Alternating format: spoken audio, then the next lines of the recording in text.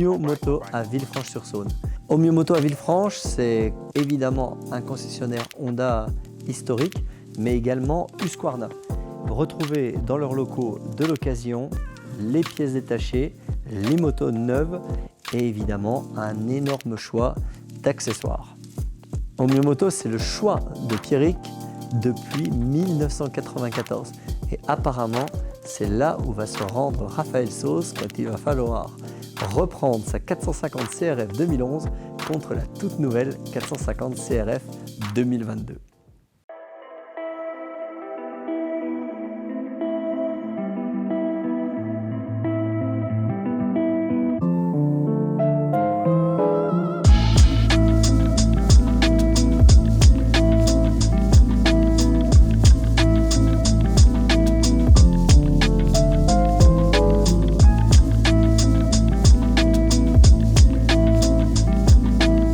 Alors Raphaël, on a fait la petite sœur d'une moto que tout le monde, que tous les abonnés ont kiffé.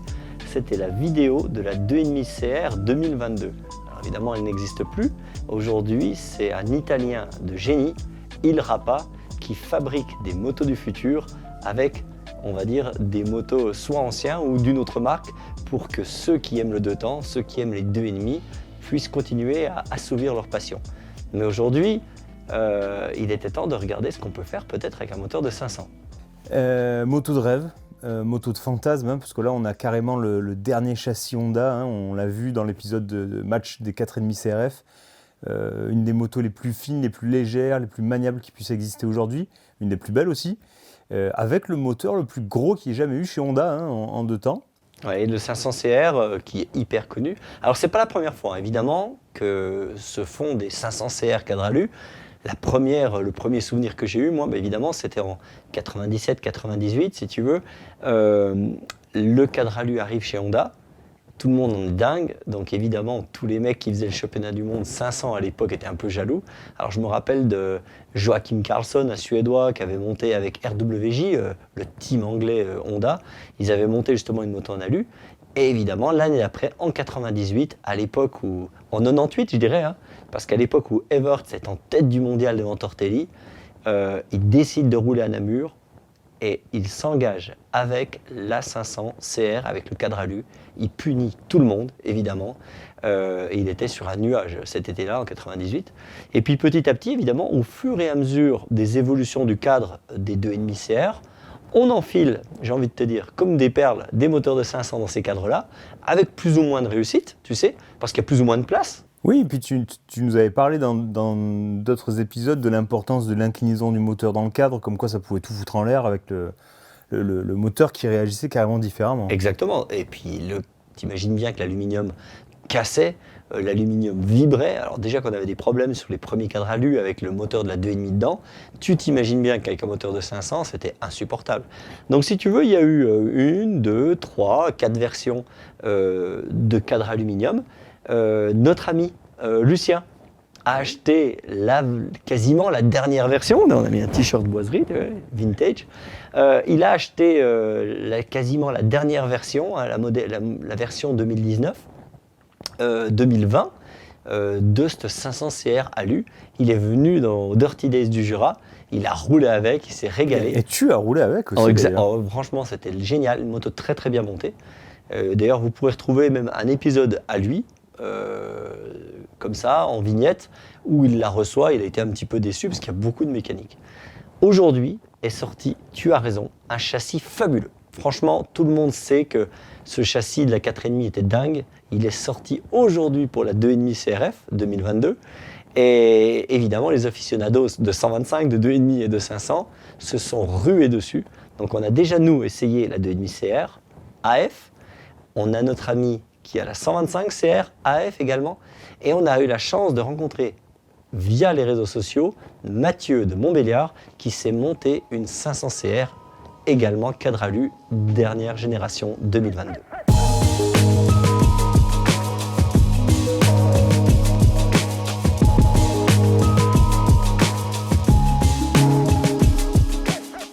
Alors la question que j'ai envie de te poser, Pierrick, parce que je n'ai pas roulé, malheureusement, tous mes fans vont être déçus une fois de plus. Je n'ai pas roulé ce jour-là à Dole, la raison Mais d'ailleurs. pourquoi ça? Mais pourquoi? Parce que la piste était très compliquée, il y avait beaucoup de vent, pas de soleil, on sait tous que quand il n'y a pas de soleil, Raphaël ne roule pas. Exactement. L'enfant du Sud, L'enfant du Sud. l'enfant du soleil. Tout à fait, donc beaucoup de vent, très très compliqué très compliqué pour moi, donc j'ai pas roulé. La première question que j'ai envie de te poser, Pierrick, c'est est-ce que ce moteur énorme dans ce châssis tout petit, tout léger, très maniable et tout, est-ce que ça n'a pas un petit peu gâché la fête? Ça marche.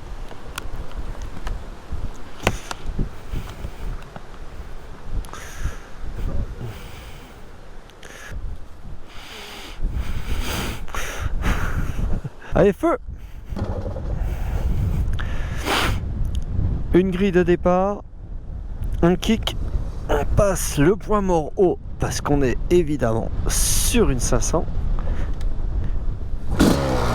Et c'est parti! Oh, l'embrayage hydraulique! Les mecs, c'est un pied. Je mets quoi, la 2, la 3 ou la 4 pour partir?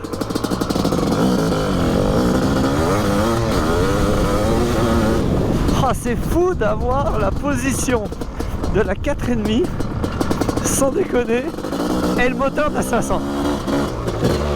Raph va adorer les ornières. C'est fou cette sensation d'inconnu que j'ai, mais également de connu. C'est-à-dire c'est le moteur qu'on connaît, le châssis on le connaît, mais l'ensemble finalement est du jamais vu. Oh, le châssis est super rigide, vraiment très moderne, hein. On le place, c'est un vrai rasoir le truc. Motodome, terrain d'homme. Hein. Ah, je connais quelqu'un qui habite à Rognac qui va adorer. Vous l'entendez le couple? C'est fou, hein. C'est fou. On a un frein avant qui marche, l'embrayage hydraulique qui va nickel, elle démarre, premier coup de kick. Faudrait juste que j'évite de prendre des virages en 3 ou en 4, c'est tout.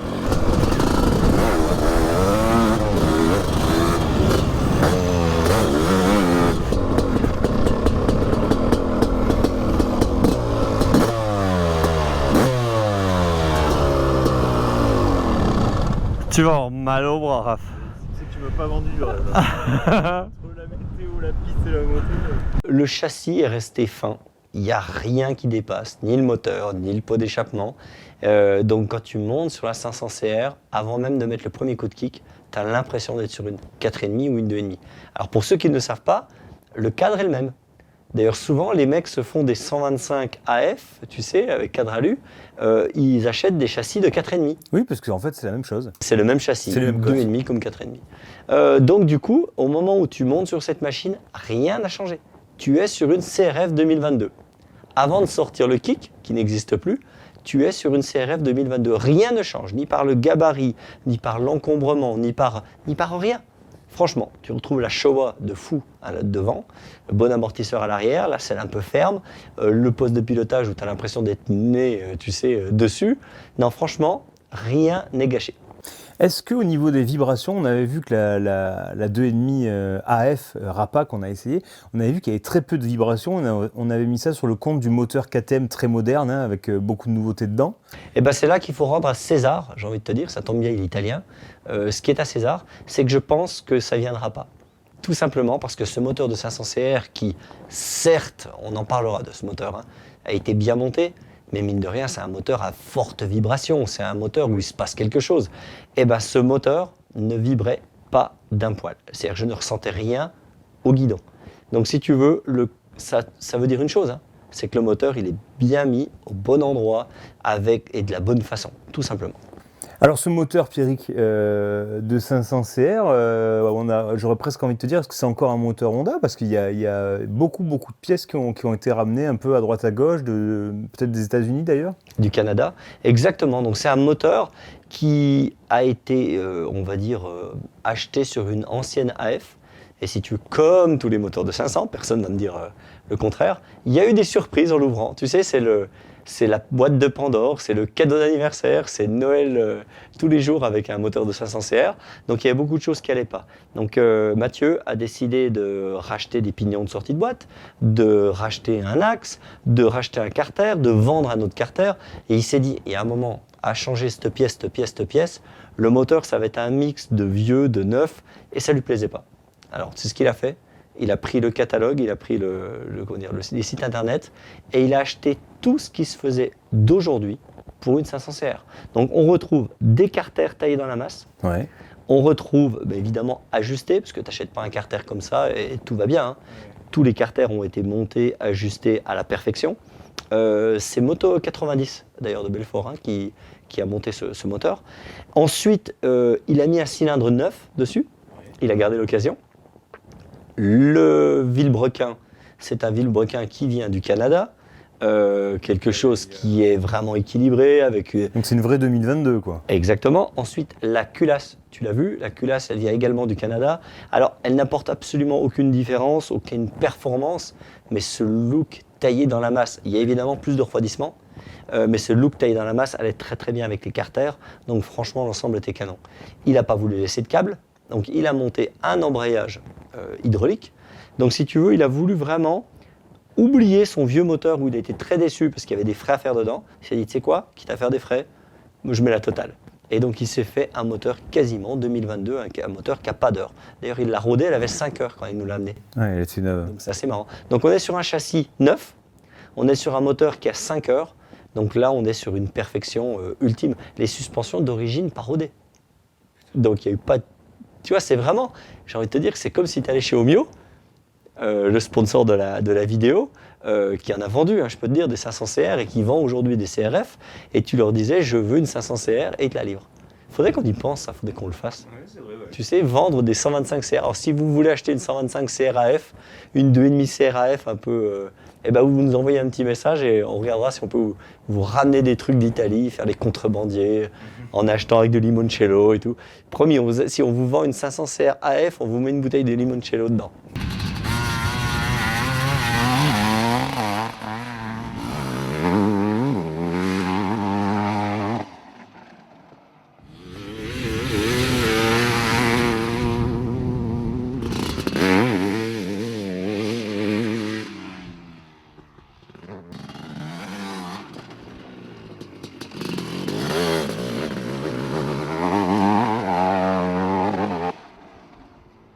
Toi, tu en as laissé un paquet de 500 CR.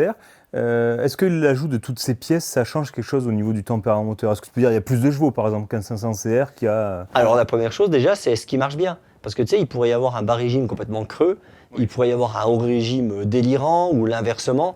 Eh bien écoute, la bonne nouvelle, c'est que les mecs qui ont monté ce moteur savent de quoi ils parlent, que ce soit ceux qui ont conçu les pièces ou ceux évidemment qui les ont montés, celui qui a réglé le carbu. Il y a une ligne pro circuit quasiment introuvable, hein, Works, Ouais. tu sais, pas chromé. Donc l'ensemble, c'était la même chose que la 500 CR qu'on a essayé. Donc on vous remet l'épisode ici. Hein. Tu parles la toute d'origine La toute origine 2001 de Pierre-Alexandre Morel qu'on a essayé, Ouais. le moteur était identique. Identique. Tu l'as entendu d'ailleurs au bruit, hein, Ouais, qu'il n'y avait quasiment aucune différence. Ouais. À l'inverse de la 500 YZ qu'on avait Oui. essayé, oui, qui était préparée, ouais. mais différemment. ouais. Avec que du haut, très peu de bas, tu l'entendais à l'oreille que c'était pas comme d'habitude. Là, franchement, on est au plus près de ce que peut être un moteur de 500 CR. Comme on est au plus près du châssis. Parce que je te l'ai dit, le châssis n'a pas changé, Ouais. et le moteur, c'est vraiment un moteur neuf de 500 CR. Là-dessus, il y a zéro faute. Ni dans le montage, ni dans la commande des pièces, ni dans la réalisation. Tout est parfait. Là où c'est poussé le vice jusqu'au bout, c'est qu'au moment où tu mets la main gauche sur l'embrayage et que tu actionnes l'embrayage, logiquement, tu dois retrouver un petit peu du moteur. Et non, pas du tout. L'embrayage est sur la partie cycle. L'embrayage, il est hyper doux, comme une CRF. C'est fou d'ailleurs, hein, d'avoir un embrayage hyper doux sur une 500 CR. Quoi. Ah oui, c'est sûr que ça ne va pas avec, hein, normalement. hein. Non, normalement, ça ne doit pas aller avec. Donc en piste, est-ce que ce moteur énorme dans ce châssis, ça change quelque chose? Au niveau de la légèreté, au niveau de la maniabilité, de la manière dont tu vas t'inscrire dans les courbes, la manière dont tu vas freiner? Est-ce que tu gardes l'efficacité et la facilité et la légèreté d'une 4,5? Alors au niveau du châssis, au niveau du pilotage, oui. on retrouve une certaine aisance. Tu sais, une moto qui est très agréable, très légère, très facile, avec une position géniale. Par contre, on est avec une plage de moteur, ne l'oublie pas, hein, tu l'as essayé dans l'épisode de la 500 CR, on est sur une plage d'utilisation 1000-3000 tours. Hein. Donc si tu veux, quand tu arrives devant un appel de saut, il ne faut pas être en sur-régime, il ne faut pas être en sous-régime, il ne faut pas caler. Donc si tu veux, il y a une délicatesse de par le respect du moteur qui t'oblige à faire attention. Le châssis te ferait faire un peu des folies d'étudiant, tu vois. Par contre, le moteur te ramène un peu comme le sage, le doyen du lycée qui va te dire non, on ne fait pas n'importe quoi, on est obligé de piloter comme il faut. Donc, j'ai envie de te dire qu'on va pouvoir rouler. Moi, je trouve que c'est le meilleur des deux mondes. Hein. C'est-à-dire qu'on peut rouler avec ce moteur de 500, une vitesse au-dessus, debout sur les cale-pieds. On peut enrouler, on peut aller chercher un appui un peu profond, tu sais, avec la moto qui s'assoit. Mais on peut aussi sauter deux trous. On peut aussi sauter un camel assis. On peut aussi sauter un peu avec la moto en travers. Donc on a vraiment le meilleur des deux. C'est-à-dire qu'on n'a pas une moto qui gigote avec un moteur 2 fois trop puissant. Non, vraiment, on a gardé le meilleur des deux. Donc c'est cohérent en fait. C'est cohérent, exactement. J'ai pas retrouvé ça sur toutes les motos. Hein. Alors évidemment, je vais te décevoir. Hein. Au niveau du chrono, c'est pas ça. C'est-à-dire qu'entre la 2,5 CR Alu dans le cadre 2022. Celle qu'on a essayé. Voilà, et cette 500 CR, au niveau du chrono, on est évidemment vraiment plus performant avec la 2,5. Bien sûr. Mais par contre, au niveau du plaisir, ça s'est vu, hein, sur la moto, je me suis régalé à prendre des ornières. J'avais une grosse appréhension vis-à-vis du terrain qui était dur et vis-à-vis du fait qu'il ne fallait pas tomber parce que le pot d'échappement, il a mis 2 ans pour l'avoir. Oui, évidemment. J'avais une appréhension parce que la puissance sur un terrain sec, il faut faire attention, c'est une 500 CR. Hein. Mais au-delà de ça, quand tu montes dessus et que tu pars, tu es sur un vélo. Ouais. On t'a vu quand même pas mal sur la retenue. Hein. Bah bien sûr, parce que c'est une 500. On l'a déjà dit, toi comme moi, plus la cylindrée est basse, plus on en met. Comme un cochon. Exactement. Et donc en l'occurrence, là, on est sur beaucoup de puissance. Niveau pilotage, on est quand même sur quelque chose d'assez puissant en termes de moteur, mais au niveau du châssis, tu le ressens aussi. C'est-à-dire que quand tu sautes une table un peu loin, si tu veux, tu as le poids quand même qui emmène. Et c'est marrant d'ailleurs parce que le poids finalement, il est quasiment le même qu'une 2,5 CR, il n'y a pas une énorme différence. Ouais. S'il y a 5 kg de différence, c'est le bout du monde. Et encore, c'est là qu'on s'aperçoit que le poids du moteur, le poids en mouvement, change tout. Parce qu'au moment où tu te mets un peu long, bah, tu tires droit avec la 500 CR. Alors qu'avec les autres, bah, tu mets un coup de frein et hop, elle vire.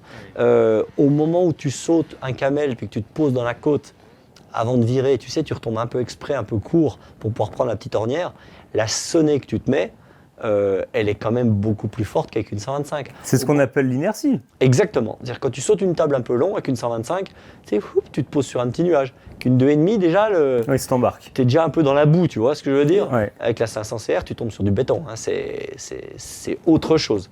Donc vraiment, il y a quand même une certaine lourdeur. J'ai envie de te dire, on va l'appeler la lourdeur d'impact. Ou la lourdeur de freinage, tu sais. La lourdeur du mouvement. Mais pas la lourdeur, si tu veux, à la mettre sur le trépied, par exemple. Ou d'ailleurs, Mathieu, notre ami qui est dentiste, hein, était costaud. Je l'ai vu décoller la 500 des 2 roues, quand même, pour la mettre sur le trépied. Il y a un plan où tu es à côté de lui. Il faisait un peu peur. Je pense qu'il arrache les dents la main. Le dentiste. Un dernier truc, c'est une moto, évidemment, pour faire une manche de 40 minutes qui serait usante, fatigante, et je peux te dire que tu as intérêt vraiment à t'accrocher au guidon. Et voilà, et donc j'en profite pour te dire un truc. On a rentré des donuts MX Test. Oui. J'en profite, évidemment, au milieu de la vidéo pour mettre un petit truc, on ne vous embête pas trop avec les pubs. Mais sur la boutique, on a mis des donuts. Donc vous savez, c'est ce qui évite d'avoir la peau tout enlevée sur le pouce, là, on l'a tous. Donc on a fait faire des donuts MX Test. Donc sur la boutique, on a fait un petit cadeau parce qu'on sait que ça aide plus que ça dessert. Hein. Sur la boutique, ils sont à 1 centime d'euro. Voilà. C'est histoire de les donner, quoi. C'est histoire de les donner, mais comme il y a le port, on vous invite à peut-être vous faire plaisir dans la boutique, dans les pièces moto, dans le merchandising. On a beaucoup de trucs maintenant. On a des accessoires, des antivols. Il y a beaucoup de choses dans cette boutique que vous retrouverez. Donc allez-y. Par contre, pour le donut, franchement, c'est 1 centime. Donc c'est-à-dire que quand vous avez acheté un antivol Xena, une paire de sangles up, une casquette MX Test et puis on va dire une paire de gants, n'hésitez pas, vous cliquez sur le Donuts à 1 centime, ça va bien vous servir que vous ayez une 500 ou pas.